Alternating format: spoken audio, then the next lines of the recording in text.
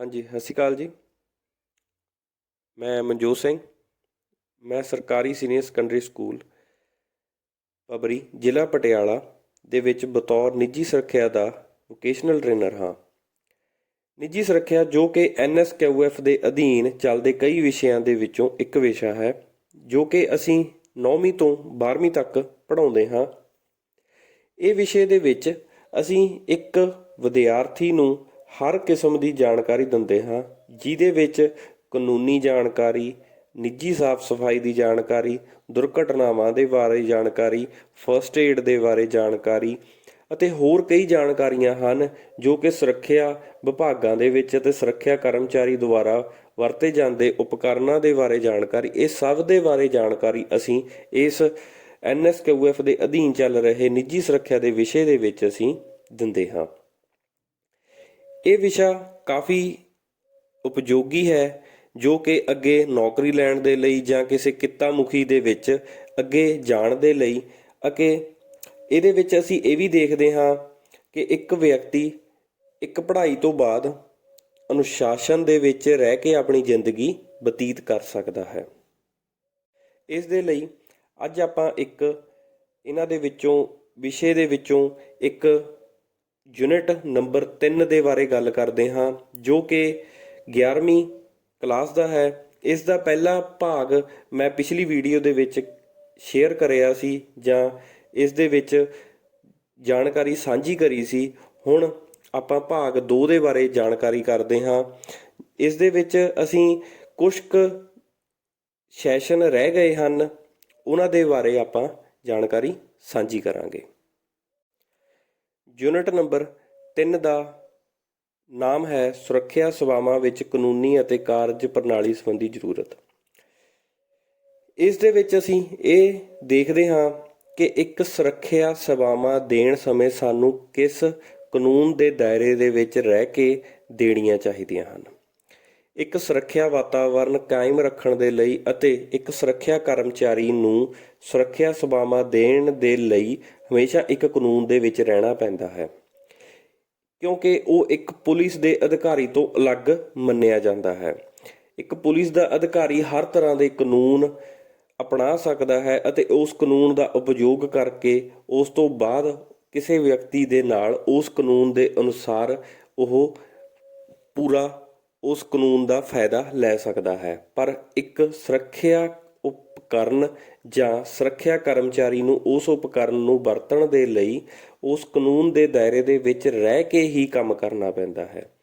ਇਸ ਦੇ ਲਈ ਅੱਜ ਕੁਝ ਕੁ ਜਾਣਕਾਰੀ ਮੈਂ ਪਿਛਲੀ ਵੀਡੀਓ ਦੇ ਵਿੱਚ ਸ਼ੇਅਰ ਕਰੀ ਸੀ। ਅੱਜ ਵੀ ਆਪਾਂ ਸੁਰੱਖਿਆ ਸੇਵਾਵਾਂ ਜਾਂ ਸੁਰੱਖਿਆ ਕਾਨੂੰਨ ਦੇ ਬਾਰੇ ਜਾਣਕਾਰੀ ਅੱਗੇ ਸਾਂਝੀ ਕਰਾਂਗੇ, ਜੋ ਕਿ ਕੰਮ ਕਰਨ ਦੇ ਵਿੱਚ ਸੌਖਾ ਕਰਦੀ ਹੈ ਕਿਸੇ ਸੁਰੱਖਿਆ ਕਰਮਚਾਰੀ ਨੂੰ ਇੱਕ ਉਦਯੋਗਿਕ ਅਦਾਰੇ ਦੇ ਵਿੱਚ।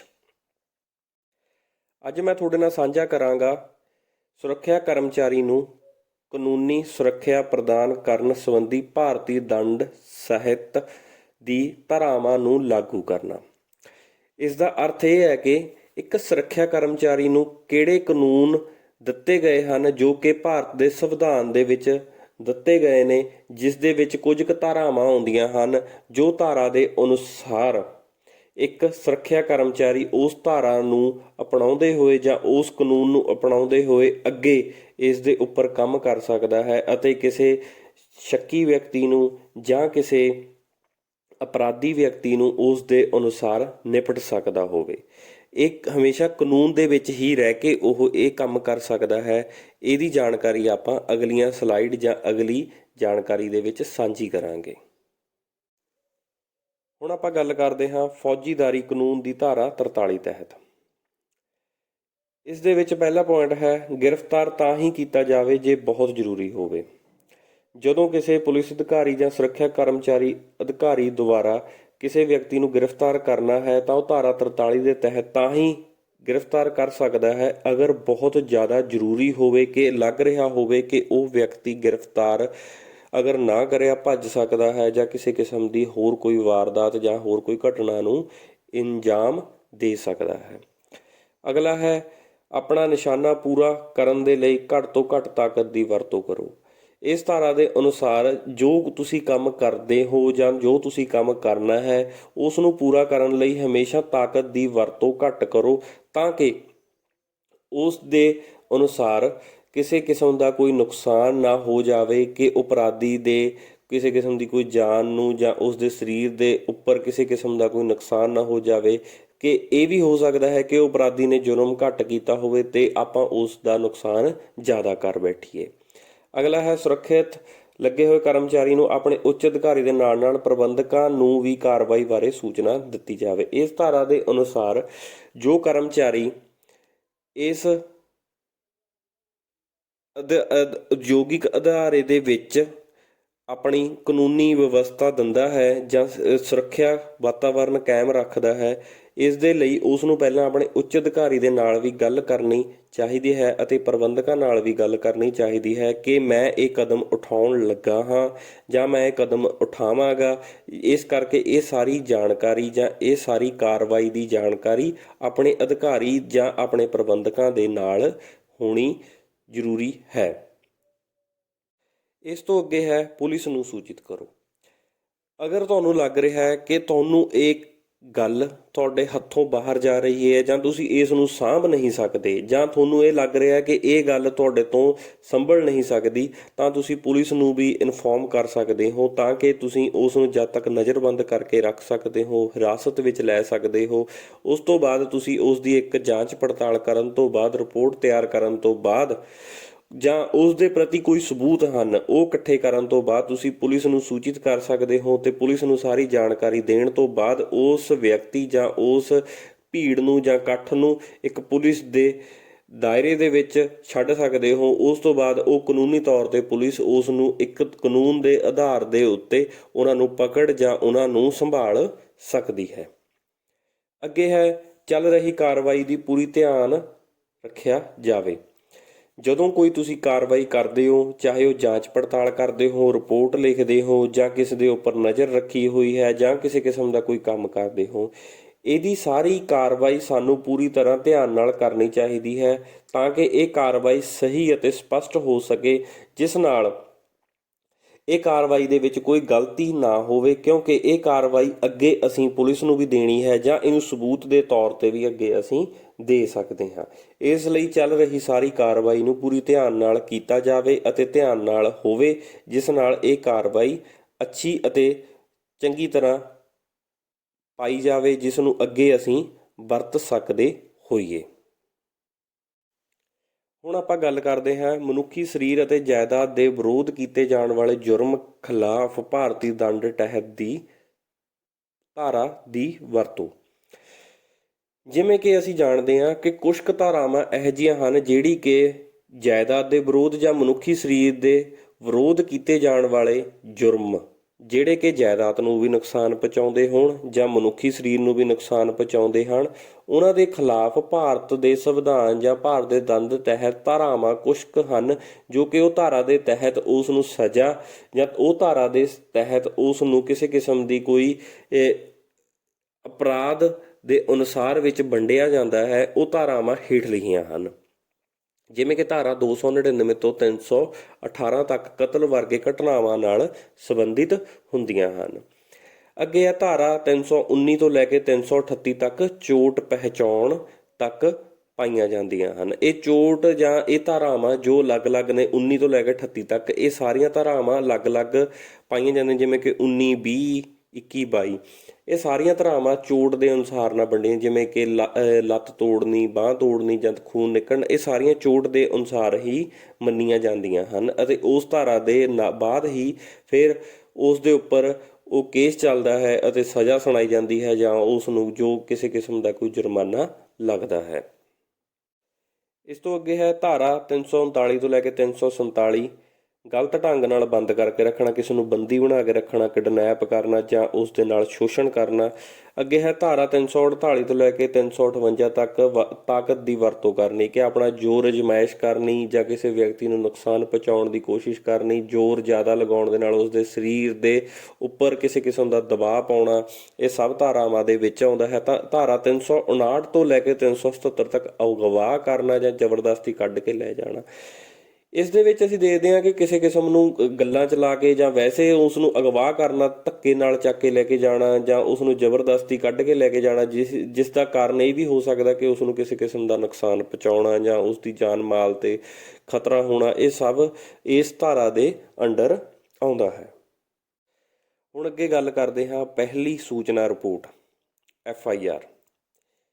FIR ਅੱਜ ਦੇ ਸਮੇਂ ਦੇ ਵਿੱਚ ਹਰ ਵਿਅਕਤੀ ਨੂੰ ਇਸ ਦੇ ਬਾਰੇ ਜਾਣਕਾਰੀ ਹੋਣੀ ਚਾਹੀਦੀ ਹੈ, ਕਿਉਂਕਿ ਸਾਡੀ ਆਮ ਜ਼ਿੰਦਗੀ ਦੇ ਵਿੱਚ ਇੱਕ ਕਾਨੂੰਨੀ ਜਾਣਕਾਰੀ ਹਰ ਵਿਅਕਤੀ ਨੂੰ ਹੋਣੀ ਜ਼ਰੂਰੀ ਹੈ। ਕਿਉਂਕਿ FIR ਇਹ ਇੱਕ ਕਿਸੇ ਘਟਨਾ ਦੇ ਬਾਅਦ ਹੋਣ ਵਾਲੀ ਪ੍ਰਕਿਰਿਆ ਹੈ, ਕਿਉਂਕਿ FIR ਤੋਂ ਬਾਅਦ ਹੀ ਕਿਸੇ ਕਿਸਮ ਦੀ ਕੋਈ ਅਪਰਾਧਿਕ ਜਾਂਚ ਹੁੰਦੀ ਹੈ ਜਾਂ ਜਾਂਚ ਪੜਤਾਲ ਸ਼ੁਰੂ ਹੁੰਦੀ ਹੈ। ਜਿਵੇਂ ਕਿ ਮੈਂ ਛੋਟੀ ਜਿਹੀ ਉਦਾਹਰਨ ਦਿੰਦਾ ਹਾਂ, ਜਿਵੇਂ ਕਿ ਸਾਡੇ ਕਿਸੇ ਕਿਸਮ ਦਾ ਕੋਈ ਐਕਸੀਡੈਂਟ ਹੋ ਜਾਂਦਾ ਹੈ, ਅਸੀਂ ਕਿਸੇ ਮੋਟਰਸਾਈਕਲ 'ਤੇ ਜਾਂਦੇ ਹਾਂ ਤਾਂ ਸਾਡੇ ਤੋਂ ਕਿਸੇ ਕਿਸਮ ਦੀ ਕੋਈ ਗਲਤੀ ਹੁੰਦੀ ਹੈ ਜਾਂ ਕੋਈ ਵਿਅਕਤੀ ਸਾਡੇ ਦੇ ਵਿੱਚ ਆ ਕੇ ਕਾਰ ਮਾਰਦਾ ਹੈ ਜਾਂ ਮੋਟਰਸਾਈਕਲ ਮਾਰਦਾ ਹੈ, ਜਿਸ ਨਾਲ ਸਾਡੇ ਸਰੀਰ ਦੇ ਉੱਪਰ ਜਾਂ ਸਾਡੀ ਮਸ਼ੀਨਰੀ ਨੂੰ ਨੁਕਸਾਨ ਹੋ ਜਾਂਦਾ ਹੈ, ਤਾਂ ਅਸੀਂ ਉਸ ਦੇ ਨਾਲ ਲੜਨ ਦੀ ਬਜਾਏ ਅਗਰ ਅਸੀਂ ਜਾ ਕੇ ਕਿਸੇ ਨੇੜੇ ਦੇ ਪੁਲਿਸ ਸਟੇਸ਼ਨ ਜਾਂ ਨੇੜੇ ਦੇ ਪੁਲਿਸ ਥਾਣੇ ਦੇ ਵਿੱਚ ਅਸੀਂ ਕੋਈ FIR ਲਿਖਾਉਂਦੇ ਹਾਂ ਤਾਂ ਉਸ ਦੇ ਉੱਪਰ ਤੁਰੰਤ ਹੀ ਕਾਰਵਾਈ ਹੁੰਦੀ ਹੈ ਅਤੇ ਉਸ ਦੇ ਉੱਪਰ ਜੋ ਅਸੀਂ ਜਾਣਕਾਰੀ ਉਸ ਨੂੰ ਦਿੰਦੇ ਹਾਂ ਕਿ ਸਾਡੇ ਵਿੱਚ ਇਸ ਕਾਰ ਨੇ ਜਾਂ ਇਸ ਮੋਟਰਸਾਈਕਲ ਨੇ ਜਾਂ ਸਕੂਟਰ ਨੇ ਇਸ ਤਰ੍ਹਾਂ ਦੀ ਕੋਈ ਦੁਰਘਟਨਾ ਕਰੀ ਹੈ, ਤਾਂ FIR ਤੋਂ ਬਾਅਦ ਉਸ ਦੇ ਉੱਪਰ ਤੁਰੰਤ ਕਾਰਵਾਈ ਹੁੰਦੀ ਹੈ ਅਤੇ ਉਸ ਦਾ ਕੋਈ ਨਾ ਕੋਈ ਨਤੀਜਾ ਜਾਂ ਹੱਲ ਨਿਕਲਦਾ ਹੈ। ਇਸ ਦੇ ਵਿੱਚ ਅਸੀਂ ਪੜ੍ਹਦੇ ਹਾਂ FIR ਸੂਚਨਾ ਦੀ ਰਿਪੋਰਟ ਹੈ ਜੋ ਕਿ ਪੁਲਿਸ ਸਟੇਸ਼ਨ ਦੇ ਵਿੱਚ ਪਹਿਲਾਂ ਪਹੁੰਚਦੀ ਹੈ, ਜਿਸ ਕਰਕੇ ਇਸ ਨੂੰ FIR ਕਿਹਾ ਜਾਂਦਾ ਹੈ। ਇਹ ਥਾਣੇ ਦੇ ਮੁਖੀ ਵੱਲੋਂ ਦਰਜ ਕੀਤੀ ਜਾਂਦੀ ਹੈ, ਜੋ ਕਿ ਕਿਸੇ ਵਿਅਕਤੀ ਦੀ ਸ਼ਿਕਾਇਤ ਮਿਲਣ ਤੋਂ ਬਾਅਦ ਹੀ ਦਰਜ ਕੀਤੀ ਜਾਂਦੀ ਹੈ, ਜਿਸ ਵਿੱਚ ਅਣਸੁਖਾਵੀ ਘਟਨਾ ਜਾਂ ਦੁਰਘਟਨਾਵਾਂ ਜੁਰਮ ਦਾ ਵੇਰਵਾ ਦਿੱਤਾ ਜਾਂਦਾ ਹੈ। ਜਿਵੇਂ ਕਿ ਮੈਂ ਤੁਹਾਨੂੰ ਦੱਸਿਆ ਹੈ ਕਿ ਇਹ ਹਮੇਸ਼ਾ ਦੁਰਘਟਨਾ ਹੋਣ ਤੋਂ ਬਾਅਦ ਹੀ ਲਿਖਾਈ ਜਾਂਦੀ ਹੈ। FIR ਜਦੋਂ ਕੋਈ ਕਿਸੇ ਕਿਸਮ ਦੀ ਕੋਈ ਦੁਰਘਟਨਾ ਜਾਂ ਕਿਸੇ ਕਿਸਮ ਦਾ ਕੋਈ ਅਪਰਾਧ ਹੁੰਦਾ ਹੈ ਤਾਂ ਇਹ ਉਸ ਤੋਂ ਤੁਰੰਤ ਬਾਅਦ ਹੀ ਲਿਖਾਈ ਜਾਂਦੀ ਹੈ, ਤਾਂ ਕਿ ਇਸ ਦੇ ਉੱਪਰ ਕੋਈ ਕਾਰਵਾਈ ਕਰੀ ਜਾਵੇ ਅਤੇ ਉਸ ਦਾ ਕੋਈ ਨਤੀਜਾ ਨਿਕਲੇ ਜਾਂ ਉਸ ਨੂੰ ਹੱਲ ਕੀਤਾ ਜਾਵੇ। ਅੱਗੇ ਆਪਾਂ ਗੱਲ ਕਰਦੇ ਹਾਂ FIR ਦੇ ਉਦੇਸ਼। ਇੱਕ FIR ਦਾ ਕੀ ਉਦੇਸ਼ ਹੈ? ਇਸ ਦਾ ਉਦੇਸ਼ ਇਹ ਹੈ ਕਿ ਸਭ ਤੋਂ ਪਹਿਲਾਂ ਦੋਸ਼ੀ ਦਾ ਪਤਾ ਹੋਣਾ ਜਾਂ ਉਸ ਨੂੰ ਲੱਭਣਾ, ਤਾਂ ਕਿ ਉਸ ਨੂੰ ਸਜ਼ਾ ਮਿਲੇ। ਜੋ ਇਸ ਨੂੰ ਲਿਖ ਰਿਹਾ ਹੈ ਇਸ ਦਾ ਨਤੀਜਾ ਇਸ ਨੂੰ ਸਹੀ ਸਮਝ ਆ ਸਕੇ ਅਤੇ ਦੋਸ਼ੀ ਨੂੰ ਇਸ ਦੀ ਸਜ਼ਾ ਮਿਲੇ ਅਤੇ ਆਖਰ ਤੱਕ ਇਸ ਦਾ ਕੋਈ ਨਤੀਜਾ ਨਿਕਲੇ। ਇੱਕ FIR ਕਰਾਉਣ ਦਾ ਉਦੇਸ਼ ਇਹ ਹੁੰਦਾ ਹੈ, ਜਦੋਂ ਕੋਈ ਵਿਅਕਤੀ FIR ਲਿਖਾਉਣ ਜਾਂਦਾ ਹੈ ਤਾਂ ਉਸ ਦਾ ਸਿਰਫ ਇੱਕ ਹੀ ਉਦੇਸ਼ ਹੁੰਦਾ ਹੈ ਕਿ ਜੋ ਉਸ ਨੇ FIR ਲਿਖਾਈ ਹੈ ਉਸ ਦਾ ਕੋਈ ਨਾ ਕੋਈ ਨਤੀਜਾ ਨਿਕਲੇ। ਉਸ ਦਾ ਜੋ ਉਹ ਚਾਹੁੰਦਾ ਹੈ ਕਿ ਉਸ ਨੂੰ ਉਸ ਦਾ ਨਿਆਂ ਮਿਲੇ, ਜਾਂ ਜਿਸ ਨੇ ਅਪਰਾਧ ਕਰਿਆ ਹੈ ਜਾਂ ਜਿਸ ਨੇ ਚੋਰੀ ਕਰੀ ਹੈ, ਜਿਸ ਨੇ ਦੁਰਘਟਨਾਵਾਂ ਨੂੰ ਇਲਜ਼ਾਮ ਦਿੱਤਾ ਹੈ, ਤਾਂ ਉਸ ਅਪਰਾਧੀ ਨੂੰ ਜਾਂ ਦੋਸ਼ੀ ਨੂੰ ਉਸ ਦੀ ਸਜ਼ਾ, ਬਣਦੀ ਸਜ਼ਾ ਦਿੱਤੀ ਜਾਵੇ। ਇਸ ਦੇ ਲਈ FIR ਲਿਖਾਈ ਜਾਂਦੀ ਹੈ ਜਾਂ ਇਸ ਉਦੇਸ਼ ਦੇ ਨਾਲ ਲਿਖਾਈ ਜਾਂਦੀ ਹੈ। FIR ਕਦੇ ਵੀ ਝੂਠੀ ਨਹੀਂ ਲਿਖਾਈ ਜਾ ਸਕਦੀ, ਕਿਉਂਕਿ ਅਗਰ FIR ਕੋਈ ਵਿਅਕਤੀ ਝੂਠੀ ਲਿਖਾਉਂਦਾ ਹੈ ਤਾਂ ਇਸ ਦੇ ਉਲਟ ਜੋ FIR ਲਿਖਾਉਣ ਆਇਆ ਹੈ ਉਸ ਦੇ ਉੱਪਰ ਹੀ ਕੇਸ ਹੋ ਸਕਦਾ ਹੈ। FIR ਹਮੇਸ਼ਾ ਸੱਚ ਦੇ ਆਧਾਰ 'ਤੇ ਹੋਣੀ ਚਾਹੀਦੀ ਹੈ। ਜੋ ਵਿਅਕਤੀ FIR ਲਿਖਾਉਣ ਆਇਆ ਹੈ ਉਹ ਹਮੇਸ਼ਾ ਸੱਚੀ ਲਿਖਾਵੇ। ਸੱਚੀ ਲਿਖਾਉਣ ਦੇ ਨਾਲ ਹੀ ਅਗਰ FIR ਦੇ ਉੱਪਰ ਕੰਮ ਕਰਦੇ ਹਾਂ ਤਾਂ ਉਹ FIR ਸੱਚ ਦੇ ਆਧਾਰ 'ਤੇ ਹੀ ਦੋਸ਼ੀ ਜਾਂ ਜੁਰਮ ਵਾਲੇ ਵਿਅਕਤੀ ਨੂੰ ਹੀ ਪਕੜ ਕੇ ਉਸ ਦੇ ਉੱਪਰ ਇਲਜ਼ਾਮ ਜੋ ਲੱਗਿਆ ਹੈ ਉਸ ਨੂੰ ਕਲੀਅਰ ਕਰਿਆ ਜਾਵੇ ਅਤੇ ਉਸ ਨੂੰ ਕਿਸੇ ਧਾਰਾ ਦੇ ਤਹਿਤ ਉਸ ਨੂੰ ਸਜ਼ਾ ਮਿਲ ਸਕੇ। ਇਸ ਲਈ FIR ਦਾ ਹਮੇਸ਼ਾ ਤੋਂ ਹੀ ਇੱਕ ਹੀ ਮੰਤਵ ਹੈ ਕਿ ਦੁਰਘਟਨਾ ਹੋਣ ਤੋਂ ਬਾਅਦ ਇਸ ਨੂੰ 24 ਘੰਟੇ ਦੇ ਅੰਦਰ ਲਿਖਾਇਆ ਜਾਣਾ ਚਾਹੀਦਾ ਹੈ। ਕਦੇ ਵੀ FIR 24 ਘੰਟੇ ਤੋਂ ਲੇਟ ਨਹੀਂ ਹੋਣੀ ਚਾਹੀਦੀ। ਕਿਸੇ ਕਿਸਮ ਦੀ ਕੋਈ ਕਿਡਨੈਪਿੰਗ, ਦੁਰਘਟਨਾ ਜਾਂ ਕਿਸੇ ਕਿਸਮ ਦਾ ਕੋਈ ਡਾਕਟਰ ਵੱਲੋਂ ਜਾਂ ਕਿਸੇ ਕਿਸਮ ਦਾ ਕਿਸੇ ਵਿਅਕਤੀ ਵੱਲੋਂ ਲਿਖਾਈ ਜਾਂਦੀ ਹੈ ਤਾਂ FIR ਹਮੇਸ਼ਾ 24 ਘੰਟੇ ਦੇ ਅੰਦਰ ਲਿਖਾਉਣੀ ਚਾਹੀਦੀ ਹੈ। FIR ਦਾ ਨਤੀਜਾ ਤਾਂ ਹੀ ਜਾਂ FIR ਨੂੰ ਤਾਂ ਹੀ ਹੱਲ ਕਰ ਸਕਦੇ ਹਾਂ ਅਗਰ ਉਸ ਦੇ ਸਾਰੇ ਗਵਾਹ ਜਾਂ ਤੱਥ ਕਲੀਅਰ ਹੋਣ। FIR ਹਮੇਸ਼ਾ ਕਲੀਅਰ ਅਤੇ ਸਾਫ਼ ਸੁਥਰੀ ਜਾਂ ਆਮ ਤੌਰ 'ਤੇ ਜੋ ਦੇਖਿਆ ਜਾਂ ਸਮਝਿਆ ਹੁੰਦਾ ਹੈ ਉਸ ਅਨੁਸਾਰ ਹੀ ਲਿਖਾਉਣੀ ਚਾਹੀਦੀ ਹੈ। ਇਸ ਦੇ ਲਈ FIR ਇੱਕ ਤਰ੍ਹਾਂ ਦੀ ਇੱਕ ਸੱਚ ਦੇ ਆਧਾਰ 'ਤੇ ਜਾਂ ਸਾਫ਼ ਸੁਥਰੀ ਲਿਖਾਈ ਜਾਣੀ ਚਾਹੀਦੀ ਹੈ ਤਾਂ ਕਿ ਉਸ ਦੇ ਉਦੇਸ਼ ਨੂੰ ਜਾਂ ਉਸ ਦਾ ਜੋ ਮੰਤਵ ਹੈ ਉਸ ਨੂੰ ਪੂਰਾ ਹੋ ਸਕੇ। ਇਸ ਤੋਂ ਅੱਗੇ ਗੱਲ ਕਰਦੇ ਹਾਂ FIR ਕੌਣ ਕਰਵਾ ਸਕਦਾ ਹੈ। FIR ਸਭ ਤੋਂ ਪਹਿਲਾਂ ਪੀੜਤ ਕਰਵਾ ਸਕਦਾ ਹੈ। ਪੀੜਤ ਤੋਂ ਭਾਵ ਅਸੀਂ ਇਹ ਕਹਿ ਸਕਦੇ ਹਾਂ ਜਿਸ ਵਿਅਕਤੀ ਦੁਆਰਾ ਕਿਸੇ ਦੁਰਘਟਨਾ ਜਾਂ ਕਿਸੇ ਕਿਸਮ ਦਾ ਕੋਈ ਅਪਰਾਧਿਕ ਕਾਰਵਾਈ ਫੇਸ ਕਰੀ ਹੈ ਜਾਂ ਕਿਸੇ ਨੇ ਉਸ ਦੁਰਘਟਨਾ ਨੂੰ ਦੇਖਿਆ ਜਾਂ ਜਿਸ ਦੁਰਘਟਨਾ ਉਸ ਵਿਅਕਤੀ ਨੂੰ ਹੋਈ ਹੈ। ਮੰਨ ਲਓ ਕਿ ਕੋਈ ਐਕਸੀਡੈਂਟ ਹੋਇਆ ਤਾਂ ਉਸ ਦੀ ਕੋਈ ਗਲਤੀ ਨਹੀਂ ਹੈ ਪਰ ਉਸ ਨੂੰ ਉਸ ਦਾ ਖਾਮਿਆਜ਼ਾ ਭੁਗਤਣਾ ਪੈ ਰਿਹਾ ਹੈ ਜਾਂ ਕਿਸੇ ਕਿਸਮ ਦੇ ਕੋਈ ਉਸ ਨਾਲ ਕੋਈ ਅਪਰਾਧਿਕ ਕਾਰਵਾਈ ਹੋਈ ਹੈ ਉਸ ਨੂੰ ਪੀੜਤ ਕਹਿੰਦੇ ਹਾਂ। ਇਸ ਲਈ FIR ਪੀੜਤ 24 ਘੰਟੇ ਦੇ ਅੰਦਰ ਲਿਖਵਾ ਸਕਦਾ ਹੈ ਕਿ ਮੇਰੇ ਨਾਲ ਗਲਤ ਹੋਇਆ ਹੈ ਜਾਂ ਕੋਈ ਕਿਸੇ ਕਿਸਮ ਦੀ ਦੁਰਘਟਨਾ ਹੋਈ ਹੈ, ਉਹ ਨਾਲ ਦੀ ਨਾਲ FIR ਲਿਖਵਾ ਸਕਦਾ ਹੈ। ਇਸ ਤੋਂ ਅੱਗੇ ਹੈ ਉਸ ਥਾਂ 'ਤੇ ਮੌਜੂਦ ਵਿਅਕਤੀ। ਮੰਨ ਲਓ ਕਿਸੇ ਕਿਸਮ ਦੀ ਕੋਈ ਦੁਰਘਟਨਾ ਹੁੰਦੀ ਹੈ ਤਾਂ ਦੋਸ਼ੀ ਵੀ FIR ਨਹੀਂ ਲਿਖਾਉਂਦਾ, ਪੀੜਤ ਵੀ FIR ਨਹੀਂ ਲਿਖਾਉਂਦਾ ਤਾਂ ਉਸ ਜਗ੍ਹਾ ਦੇ ਉੱਪਰ ਕੋਈ ਮੌਜੂਦ ਵਿਅਕਤੀ ਜੋ ਉਸ ਦੁਰਘਟਨਾ ਨੂੰ ਜਾਂ ਉਸ ਅਪਰਾਧ ਨੂੰ ਦੇਖ ਰਿਹਾ ਹੈ ਤਾਂ ਉਹ FIR ਲਿਖਵਾ ਸਕਦਾ ਹੈ ਜਾ ਕੇ, ਕਿਉਂਕਿ ਉਹ ਇੱਕ ਗਵਾਹ ਦੇ ਤੌਰ 'ਤੇ ਦੱਸ ਸਕਦਾ ਹੈ ਜਾਂ ਕਹਿ ਸਕਦਾ ਹੈ ਕਿ ਇਹ FIR ਦੇ ਵਿੱਚ ਮੈਂ ਇਹ ਦੇਖਿਆ ਹੈ, ਇਸ ਤਰ੍ਹਾਂ ਦਾ ਬੰਦਾ ਇੱਕ ਬੰਦੇ ਨੂੰ ਕੁੱਟ ਰਿਹਾ ਸੀ ਜਾਂ ਮਾਰ ਰਿਹਾ ਸੀ ਜਾਂ ਇਹ ਅਪਰਾਧ ਹੋ ਰਿਹਾ ਸੀ, ਤਾਂ ਇਹ ਸਭ ਜਾਣਕਾਰੀ ਉਹ FIR ਦੇ ਵਿੱਚ ਲਿਖਵਾ ਸਕਦਾ ਹੈ। ਇਸ ਤੋਂ ਅੱਗੇ ਹੈ ਜੁਰਮ ਦਾ ਪਤਾ ਹੋਣਾ। ਮਤਲਬ ਕਿ ਕਿਸੇ ਵਿਅਕਤੀ ਨੂੰ ਕੋਈ ਜੁਰਮ ਦੇ ਬਾਰੇ ਪਤਾ ਹੋਣਾ ਕਿ ਇਹ ਜੁਰਮ ਹੋ ਰਿਹਾ ਹੈ ਜਾਂ ਹੋਣਾ ਹੈ ਜਾਂ ਚੱਲ ਰਿਹਾ ਹੈ, ਉਹ ਵੀ ਜਾ ਕੇ FIR ਲਿਖਵਾ ਸਕਦਾ ਹੈ। ਇਹ ਜ਼ਰੂਰੀ ਨਹੀਂ ਕਿ ਉਹਨੇ ਦੇਖਿਆ ਹੈ। ਜੁਰਮ ਦਾ ਸਿਰਫ ਪਤਾ ਹੋਣ ਤੇ ਉਪਰੰਤ ਹੀ ਜਾਂ ਜੁਰਮ ਦੇ ਪਤਾ ਹੋਣ ਤੋਂ ਬਾਅਦ ਹੀ ਉਹ ਆਪਣੀ ਜਾਣਕਾਰੀ FIR ਦੇ ਵਿੱਚ ਸਾਂਝੀ ਕਰ ਸਕਦਾ ਹੈ, ਕਿਤੇ ਕਿਸੇ ਦੁਰਘਟਨਾ ਹੋਣ ਤੋਂ ਬਚਾ ਸਕਦਾ ਹੈ ਜਾਂ ਦੁਰਘਟਨਾ ਚੱਲ ਰਹੀ ਹੈ ਉਸ ਨੂੰ ਘੱਟ ਕਰ ਸਕਦਾ ਹੈ, ਉਸ ਤੋਂ ਬਚਾ ਕਰ ਸਕਦਾ ਹੈ। ਇਸ ਤੋਂ ਅੱਗੇ ਹੈ ਇੱਕ ਗਵਾਹ।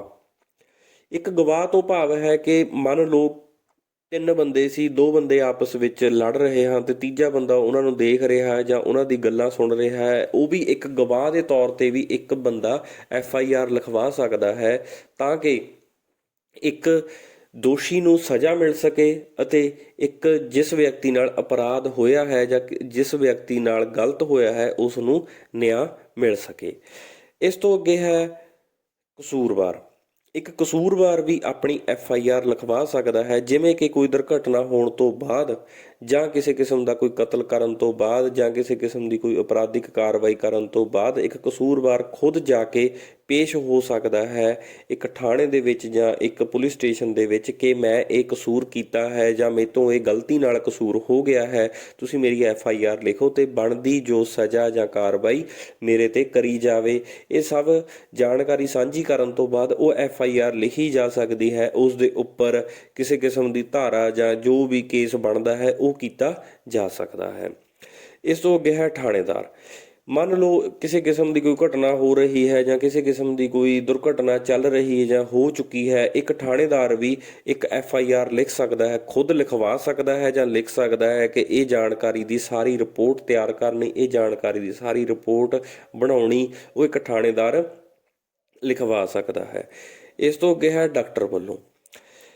ਇੱਕ FIR ਡਾਕਟਰ ਵੀ ਲਿਖਾ ਸਕਦਾ ਹੈ। ਮੰਨ ਲਓ ਆਮ ਤੌਰ 'ਤੇ ਅਸੀਂ ਦੇਖਦੇ ਹਾਂ ਕਿ ਕੇਸ ਹੋਣ ਉਪਰੰਤ ਜਾਂ ਕੇਸ ਹੁੰਦਾ ਹੈ ਤਾਂ ਉਸ ਤੋਂ ਬਾਅਦ ਹਸਪਤਾਲਾਂ ਦੇ ਵਿੱਚ ਦਾਖਲ ਹੋਣਾ ਜਾਂ ਦਾਖਲ ਹੁੰਦੇ ਹਨ ਇੱਕ ਦੁਰਘਟਨਾ ਤੋਂ ਬਾਅਦ, ਤਾਂ ਇੱਕ ਡਾਕਟਰ ਵੀ ਇੱਕ FIR ਲਿਖਵਾ ਸਕਦਾ ਹੈ ਕਿ ਮੰਨ ਲਓ ਕੋਈ ਦੋਸ਼ੀ ਆਇਆ ਹੈ, ਕਿਸੇ ਤੋਂ ਦੋਸ਼ ਹੋਇਆ ਹੈ ਪਰ ਫਿਰ ਵੀ ਉਹ ਕੋਈ ਗਲਤ ਕੰਮ ਕਰਦਾ ਹੈ ਜਾਂ ਹਸਪੀਟਲ ਦੇ ਵਿੱਚ ਕਿਸੇ ਕਿਸਮ ਦਾ ਕੋਈ ਗਲਤ ਕੰਮ ਹੁੰਦਾ ਹੈ ਜਾਂ ਕਿਸੇ ਦੁਰਘਟਨਾ ਤੋਂ ਬਾਅਦ ਹਸਪੀਟਲ ਦੇ ਵਿੱਚ ਐਡਮਿਟ ਹੁੰਦੇ ਹਨ, ਤਾਂ ਡਾਕਟਰ ਵੀ ਉਸ ਦੇ ਉੱਪਰ ਜਾਣਕਾਰੀ ਦੇ ਸਕਦਾ ਹੈ ਜਾਂ ਉਸ ਦੇ ਉੱਪਰ ਕੰਮ ਕਰ ਸਕਦਾ ਹੈ।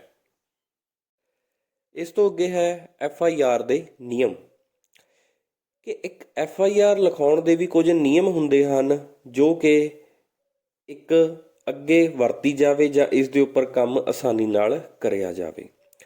ਪਹਿਲਾ ਨਿਯਮ ਹੈ, ਇਹ ਸਪਸ਼ਟ ਹੋਣੀ ਚਾਹੀਦੀ ਹੈ। FIR ਹਮੇਸ਼ਾ ਸਾਫ਼ ਸੁਥਰੀ ਅਤੇ ਸਪਸ਼ਟ ਹੋਣੀ ਚਾਹੀਦੀ ਹੈ ਤਾਂ ਕਿ ਇਸ ਨੂੰ ਸਮਝਿਆ ਜਾ ਸਕੇ। ਇਸ ਨੂੰ ਇੱਕ ਵਿਅਕਤੀ ਦੁਆਰਾ ਲਿਖੀ ਹੈ ਤਾਂ ਦੂਜੇ ਵਿਅਕਤੀ ਦੁਆਰਾ ਇਸ ਨੂੰ ਪੜ੍ਹਿਆ ਜਾ ਸਕੇ। ਇਸ ਲਈ FIR ਦਾ ਇਹ ਸਭ ਤੋਂ ਪਹਿਲਾ ਅਤੇ ਅਹਿਮ ਨਿਯਮ ਹੈ। FIR ਭਾਸ਼ਾ ਵਿੱਚ ਹੋਣੀ ਚਾਹੀਦੀ ਹੈ। FIR ਭਾਸ਼ਾ ਵਿੱਚ ਤਾਂ ਹੋਣੀ ਚਾਹੀਦੀ ਹੈ, ਮੰਨ ਲਓ ਅਸੀਂ ਪੰਜਾਬ ਵਿੱਚ ਰਹਿੰਦੇ ਹਾਂ ਤਾਂ ਹਮੇਸ਼ਾ ਇੱਥੇ ਪੰਜਾਬੀ ਵਿੱਚ ਹੀ ਹਰ ਡਾਕੂਮੈਂਟ ਪਾਇਆ ਜਾਂਦਾ ਹੈ। ਜਿਵੇਂ ਕਿ ਸਰਕਾਰੀ ਡਾਕੂਮੈਂਟ ਜਾਂ ਸਰਕਾਰੀ ਹਸਪਤਾਲਾਂ ਦੇ ਵਿੱਚ ਕਿਸੇ ਕਿਸਮ ਦੀ ਕੋਈ ਰਸੀਦ ਕੱਟਣੀ ਜਾਂ ਕੁਛ ਵੀ, ਉਹ ਹਰ ਚੀਜ਼ ਪੰਜਾਬੀ ਦੇ ਵਿੱਚ ਪਾਈ ਜਾਂਦੀ ਹੈ ਕਿਉਂਕਿ ਸਾਡੀ ਇਹ ਇੱਕ ਮਾਂ ਬੋਲੀ ਹੈ। ਇਸ ਦੇ ਰਾਹੀਂ ਹੀ ਅਸੀਂ ਹਰ ਇੱਕ ਵਿਅਕਤੀ ਸਮਝ ਸਕਦਾ ਹੈ, ਪੜ੍ਹ ਸਕਦਾ ਹੈ। ਇਸ ਲਈ FIR ਜਾਂ ਕੋਈ ਵੀ ਰਿਪੋਰਟ ਉਹ ਹਮੇਸ਼ਾ ਭਾਸ਼ਾ ਦੇ ਵਿੱਚ ਹੋਣੀ ਚਾਹੀਦੀ ਹੈ। ਅਗਲਾ ਹੈ, ਇਸ ਵਿੱਚ ਸ਼ਬਦ ਸਹੀ ਹੋਣੇ ਚਾਹੀਦੇ ਹਨ। FIR ਦੇ ਵਿੱਚ ਲਿਖੇ ਹੋਏ ਸ਼ਬਦ ਸਾਰੇ ਸਹੀ ਹੋਣੇ ਚਾਹੀਦੇ ਹਨ, ਸੱਚ ਦੇ ਆਧਾਰ 'ਤੇ ਹੋਣੇ ਚਾਹੀਦੇ ਹਨ। ਇਹ ਨਾ ਹੋਵੇ ਨਾਮ ਗਲਤ ਲਿਖਿਆ ਹੋਵੇ ਜਾਂ ਜਗ੍ਹਾ ਗਲਤ ਲਿਖੀ ਹੋਵੇ, ਦਿਸ਼ਾ ਗਲਤ ਲਿਖੀ ਹੋਵੇ। ਇਸ ਕਰਕੇ ਸ਼ਬਦਾਂ ਦੀ ਹੇਰ ਫੇਰ ਜਮ੍ਹਾਂ ਨਹੀਂ ਹੋਣੀ ਚਾਹੀਦੀ। ਇਸ ਕਰਕੇ ਹਮੇਸ਼ਾ ਸ਼ਬਦ ਸਹੀ ਅਤੇ ਸਾਫ਼ ਸੁਥਰੇ ਹੋਣੇ ਚਾਹੀਦੇ ਹਨ ਤਾਂ ਕਿ ਹਰ ਚੀਜ਼ ਸਮਝ ਆ ਸਕੇ ਅਤੇ ਪਤਾ ਲੱਗ ਸਕੇ ਕੀ ਲਿਖਿਆ ਜਾਂ ਕੀ ਹੋਣਾ ਚਾਹੀਦਾ ਹੈ। ਅੱਗੇ ਹੈ, ਇਸ ਵਿੱਚ ਹਸਤਾਖਰ ਹੋਣੇ ਜ਼ਰੂਰੀ ਹਨ, ਸਾਈਨ ਹੋਣੇ ਜ਼ਰੂਰੀ ਹਨ। ਜਿਵੇਂ ਕਿ ਕੋਈ FIR ਲਿਖਦੇ ਹਾਂ ਤਾਂ ਉਸ ਦੇ ਲਈ ਜਿਵੇਂ ਲਿਖੀ ਹੈ FIR, ਉਸ ਤੋਂ ਬਾਅਦ ਥਾਣੇ ਦੇ ਮੁਖੀ ਜਾਂ ਕਿਸੇ ਉੱਚ ਅਧਿਕਾਰੀ ਦੇ ਸਾਈਨ ਹੋਣੇ ਜ਼ਰੂਰੀ ਹਨ ਤਾਂ ਕਿ ਇਸ ਨੂੰ ਅਪਰੂਵਲ ਮਿਲ ਸਕੇ, ਜਿਸ ਦੇ ਰਾਹੀਂ ਇਸ ਨੂੰ ਅਗਲੀ ਕਾਰਵਾਈ ਇਸ ਦੀ ਆਸਾਨੀ ਨਾਲ ਜਾਂ ਇਸ ਡਾਟਾ ਨੂੰ ਜਾਂ ਡਾਕੂਮੈਂਟ ਨੂੰ ਅੱਗੇ ਕਿਸੇ ਗਵਾਹ ਦੇ ਤੌਰ 'ਤੇ ਜਾਂ ਅਦਾਲਤ ਵਿੱਚ ਪੇਸ਼ ਕੀਤਾ ਜਾਂਦਾ ਹੈ ਤਾਂ ਇਸ ਨੂੰ ਅਪਰੂਵ ਕੀਤਾ ਜਾਵੇ ਜਾਂ ਇਸ ਨੂੰ ਇੱਕ ਆਧਾਰ ਦੇ ਉੱਤੇ ਮੰਨਿਆ ਜਾਵੇ। ਅੰਤ ਵਿੱਚ ਮੈਂ ਇਹੀ ਕਹਾਂਗਾ ਕਿ ਮੈਨੂੰ ਆਸ਼ਾ ਹੈ ਜਾਂ ਉਮੀਦ ਹੈ ਤੁਹਾਡੇ ਤੋਂ ਕਿ ਤੁਸੀਂ ਮੇਰੀ ਬਣਾਈ ਹੋਈ ਇਹ ਵੀਡੀਓ ਜਾਂ ਦਿੱਤੀ ਹੋਈ ਜਾਂ ਸਾਂਝੀ ਕਰੀ ਹੋਈ ਜਾਣਕਾਰੀ ਤੁਸੀਂ ਚੰਗੀ ਤਰ੍ਹਾਂ ਸੁਣੀ ਹੋਊ ਅਤੇ ਸਮਝਿਆ ਵੀ ਹੋਊਗਾ। ਅੱਜ ਆਪਾਂ ਜਿਵੇਂ ਇਸ ਵੀਡੀਓ ਦੇ ਵਿੱਚ ਅਸੀਂ ਸੁਰੱਖਿਆ ਸੇਵਾਵਾਂ ਦੀਆਂ ਸਾਰੀਆਂ ਧਾਰਾਵਾਂ ਦੇ ਬਾਰੇ ਗੱਲ ਕਰੀ ਹੈ ਜਾਂ ਤੁਹਾਡੇ ਨਾਲ ਜਾਣਕਾਰੀ ਸਾਂਝੀ ਕਰੀ ਹੈ, ਤੁਸੀਂ ਉਸ ਨੂੰ ਚੰਗੀ ਤਰ੍ਹਾਂ ਸਮਝਿਆ ਹੋਊ ਅਤੇ ਅੱਗੇ ਵੀ ਤੁਸੀਂ ਇਸ ਨੂੰ ਕਿਤਾਬ ਦੇ ਵਿੱਚ ਜਾਂ ਹੋਰ ਕਈ ਕਿਤਾਬਾਂ ਤੋਂ ਜਾਣਕਾਰੀ ਇਕੱਠੀ ਕਰ ਸਕਦੇ ਹੋ।